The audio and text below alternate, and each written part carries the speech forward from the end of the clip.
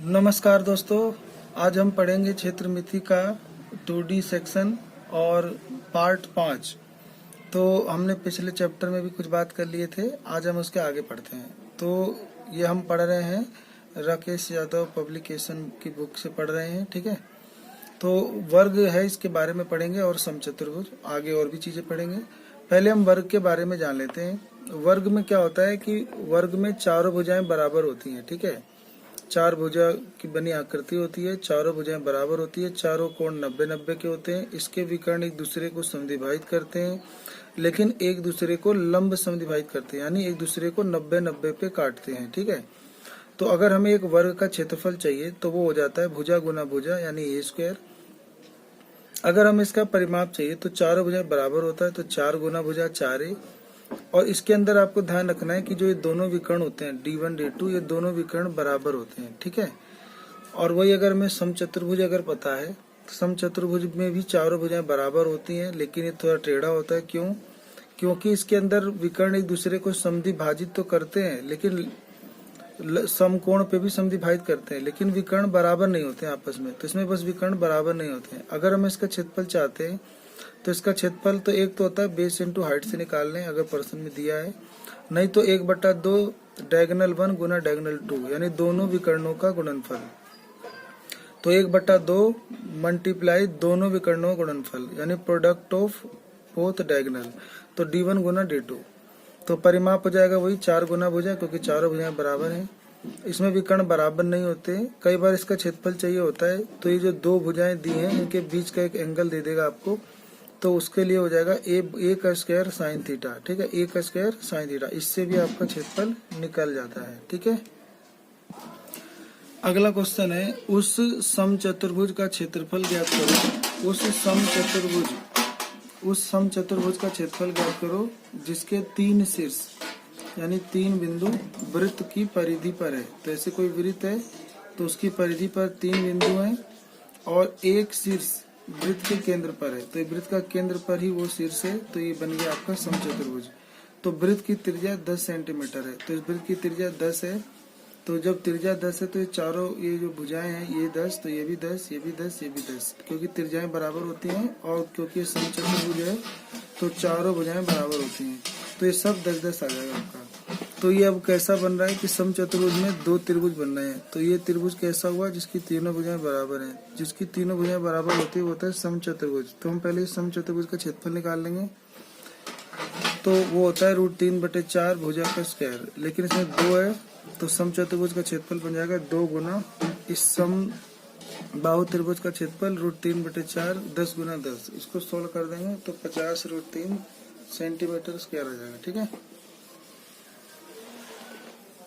अब हम यहाँ से देखेंगे आयत क्या होता है और एक समांतर चतुर्भुज क्या होता है। आयत वो होता है जिसमें आमने सामने भुजाएं बराबर होती हैं। ये ए तो सामने की है, ये बी तो सामने की बी। इसमें चारों कोण जो होते हैं वो 90 के होते हैं। इसमें चार भुजाएं बराबर नहीं होती है, केवल आमने सामने भुजाएं बराबर होती हैं। इसके जो विकर्ण होते हैं वो बराबर होते हैं और एक दूसरे को समद्विभाजित करते हैं, लेकिन समकोण पे समद्विभाजित नहीं करते हैं।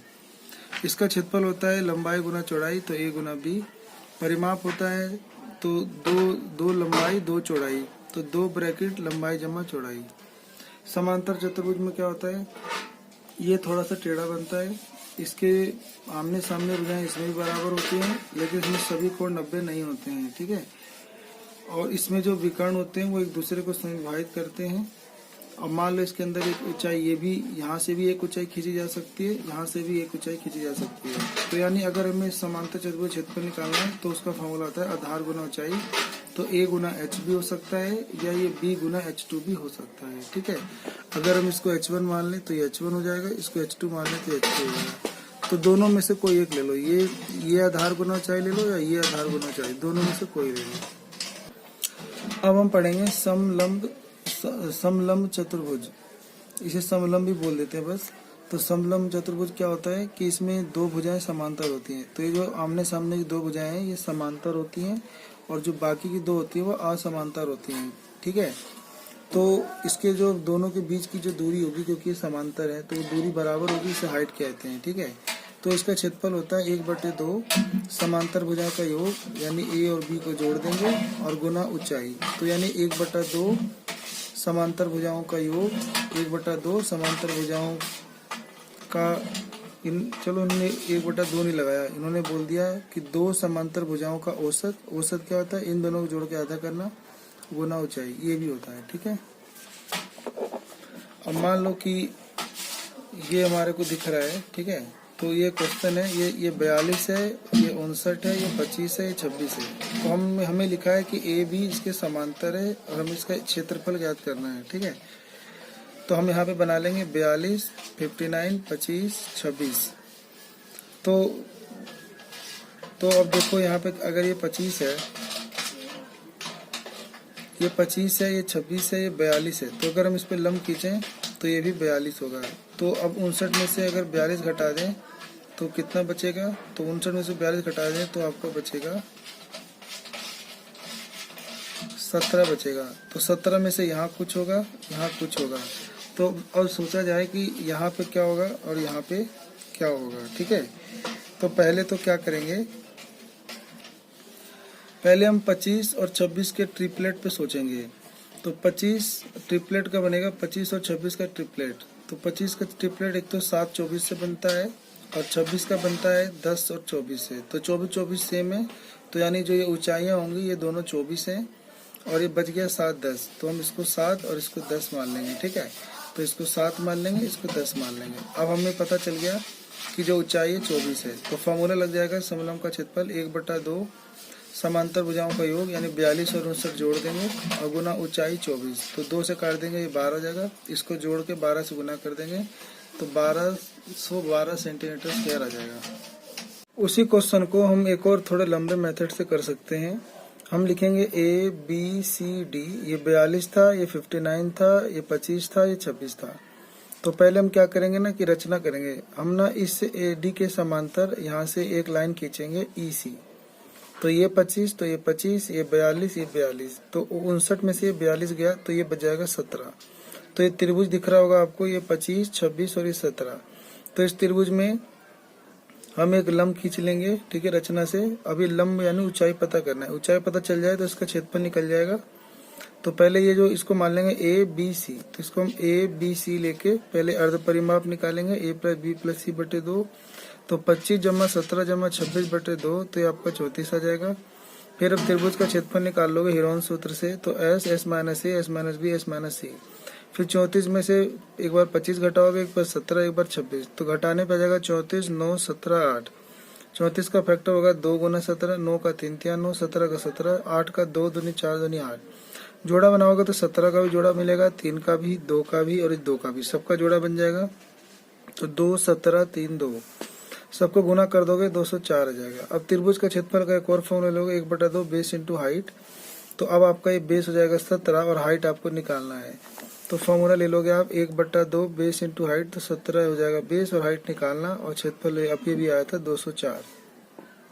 अब 2 बटे में इधर मल्टीप्लाई हो जाएगा, 17 डिवाइड में आ जाएगा। 17 से इसे काट दोगे, 17 से इसे भाग दोगे, 17 एकम 17, 17 दूनी 34, 12 आ जाएगा, 12 दूनी 24।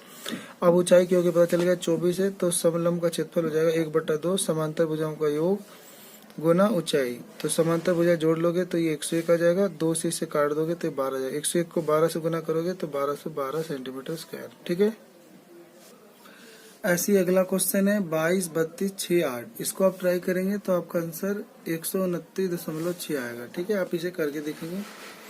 अगला देखते हैं ये वाला।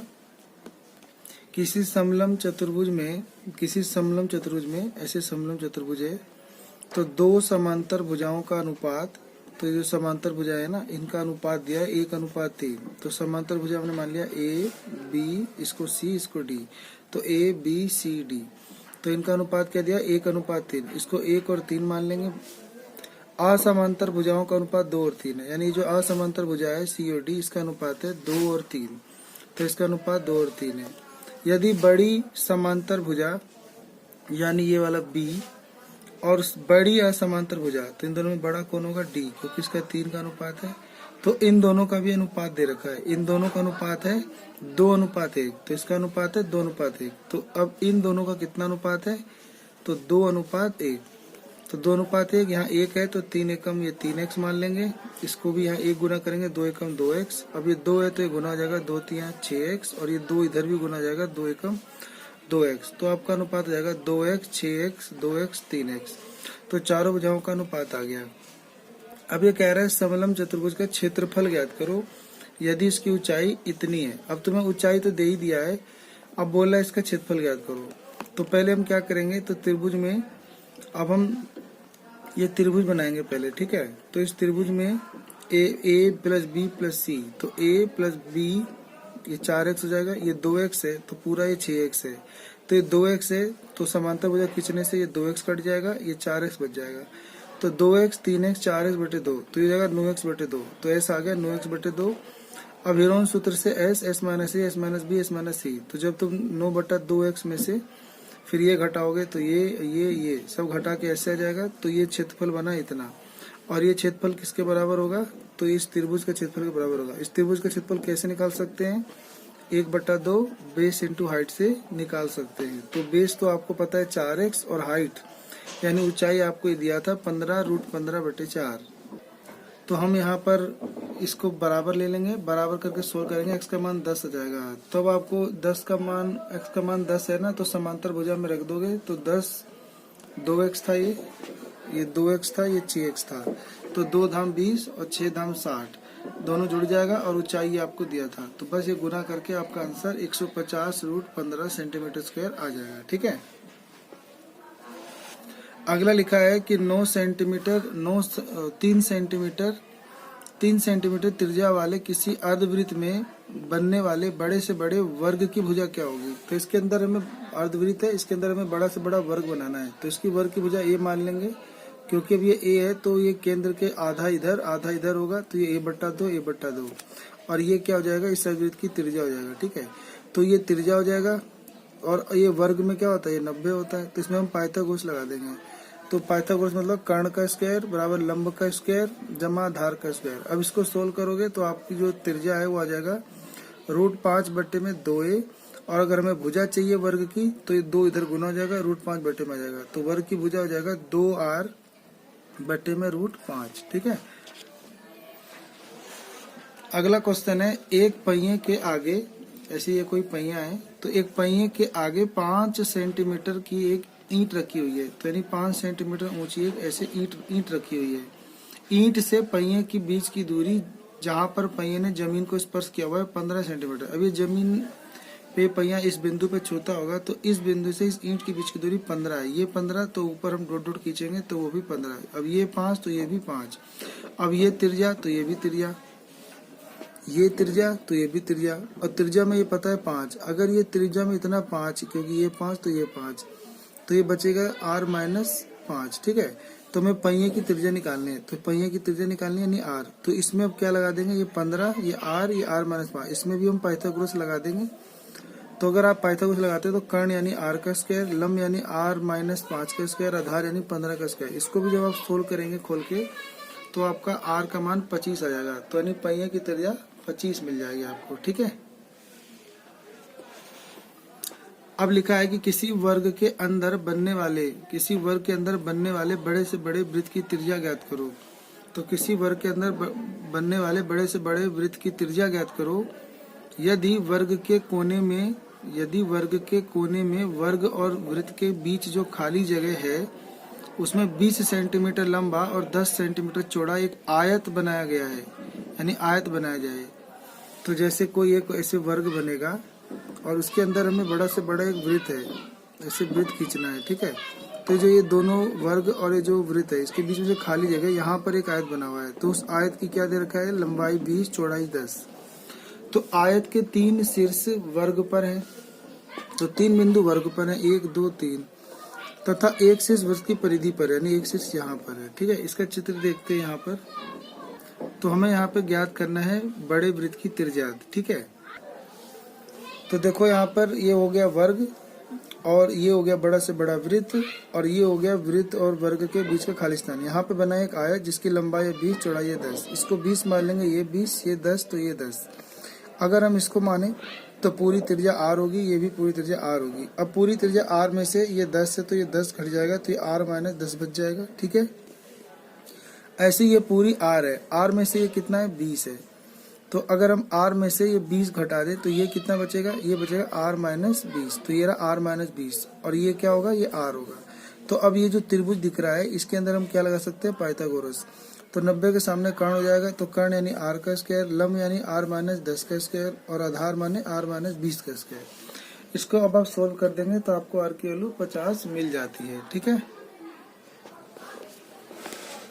अब आपको दिख रहा है यहाँ पे समषटभुज लिखा है, ठीक है। तो ये षटभुज होता है, इसमें 6 भुजा से बनता है, जैसे 1 2 3 4 5 6 से बनता है।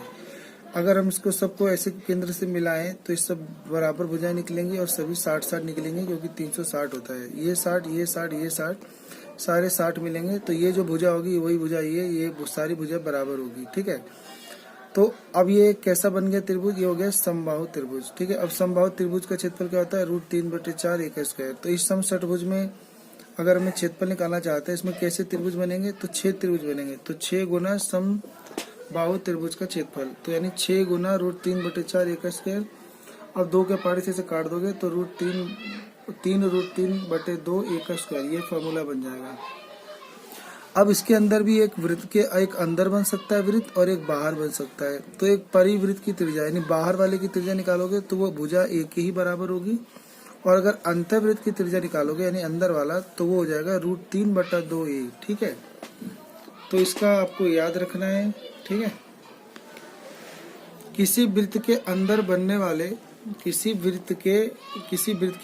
बनने वाले समबाहु त्रिभुज, तो देखो ये वृत्त है, इसके अंदर एक बनना है समबाहु त्रिभुज और एक समषटभुज की भुजा की लंबाई का अनुपात ज्ञात करो। इसी में एक समषटभुज भी बना है, तो हमने समबाहु त्रिभुज की भुजा a मान ली और समषटभुज की भुजा b मान ली। हमें इन दोनों का अनुपात निकालना है। तो अभी हमने देखा था कि जो एक संबंध था कि अगर हम देखें कि समबाहु त्रिभुज की भुजा अगर a है तो उसकी त्रिज्या निकालने का फॉर्मूला होता है कि a/√3 त्रिभुज के लिए, ठीक है, समबाहु।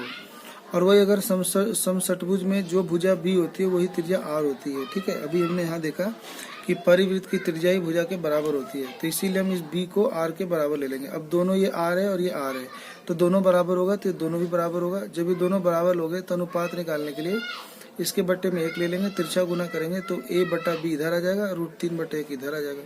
तो a/b यानी इन दोनों का अनुपात √3/1 आ जाएगा, ठीक है। अब यहाँ पर एक नया कंसेप्ट सीखेंगे कि 1 2 3 4 5 6 7 यानी एक वृत्त है और इसको 6 वृत्तों ने घेरा हुआ है। तो 8 सेंटीमीटर त्रिज्या वाले किसी वृत्त के चारों ओर समान त्रिज्या के 6 वृत्त बनाए जा सकते हैं, ठीक है। तो जितनी भी एक त्रिज्या वाला वृत्त है उसके चारों ओर सटा के 6 वृत्त रखे जा सकते हैं, ठीक है। आप कोई 5 रुपए या 1 रुपए का सिक्का लो और उसको ऐसे रख के देखना, तो जो वास्तविक वृत्त को यानी जो बीच वाला वृत्त है 2 और वृत्तों को स्पर्श करेंगे। तो जो ये वृत्त है ये एक वास्तविक वृत्त को भी और 2 वृत्त को भी स्पर्श करेंगे, यानी 1 2 3 जने को तो हर वृत्त स्पर्श ही करेगा, ठीक है। ये इसमें कहा गया है। अब जैसे ये क्वेश्चन है, इसमें एक वृत्त पे एक बीच में वृत्त है और ये 6 वृत्त अलग से बने हुए हैं, ठीक है। तो कह रहा है ना कि जो बड़े वृत्त की त्रिज्या है वो 10 है। ये पूरी यहाँ से लेकर यहाँ तक की त्रिज्या कितनी है, 10 है। तो छोटे वृत्त की त्रिज्या निकालनी क्या होगी, तो जो यहाँ से लेकर यहाँ तक अगर नापोगे तो इसके अंदर ना एक तो ये हो जाएगा 2r और ये हो जाएगा r, तो कुल मिलाकर हो जाएगा 3r। तो 3r ही इस पूरी वृत्त के बराबर होगा। 3r इस पूरे वृत्त के बराबर होगा, यानी 10 के बराबर होगा। तो त्रिज्या निकालने के लिए 3 बट्टे में जाएगा, तो 10/3 आंसर हो जाएगा, ठीक है। ऐसे ही मान लो ये वाला एक क्वेश्चन है कि ये एक अर्धवृत्त है, तो इसकी त्रिज्या कितनी है, r। इसके अंदर एक छोटा वृत्त बना हुआ है, फिर एक वृत्त ऐसे बना हुआ है, एक वृत्त ऐसे बना हुआ है। तो ये जो छोटा वृत्त जो बना होता है तो इसकी त्रिज्या को हमने यहाँ से यहाँ तक r माना है, ठीक है। तो यहाँ से यहाँ तक r माना है।